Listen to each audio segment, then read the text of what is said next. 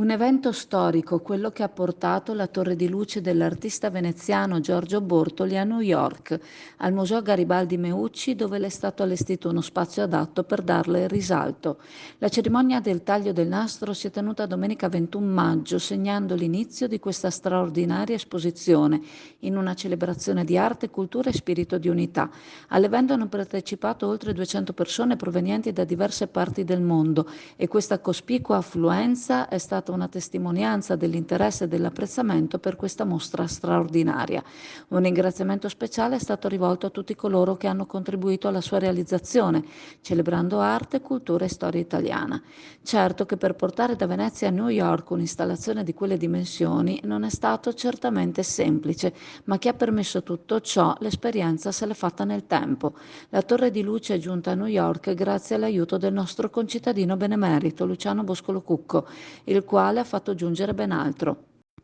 Come dimenticare infatti il bragozzo che ha sfilato durante il Columbus Day o il pesce fresco portato alla grande mela in circa 36 ore dal momento in cui era stato pescato.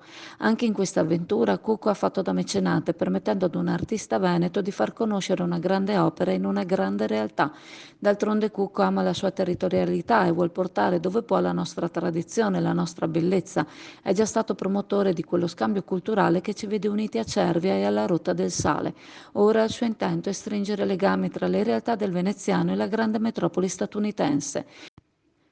Cucco a New York si è presentato con i Cavalieri di San Marco, associazione con lo specifico scopo di dare un pubblico riconoscimento a persone di animo che operano per il bene comune. Il nome di Cucco negli States rimbalza tra persone di valore, come d'altronde accade dovunque sia conosciuto, e il suo darsi da fare per coinvolgere chi oggia nei suoi incontri è da sottolineare. La stessa benemerenza, unica rilasciata nel nostro comune, evidenzia questa sua peculiarità. Per inciso, Giorgio Bortoli è l'artista che ha realizzato la grande scarpa rossa che si trova ora nell'androne del municipio, l'installazione a Passo di Donna, portata a Chioggia alla Loggia dei Bandi per la rassegna Marzo Donna di quest'anno.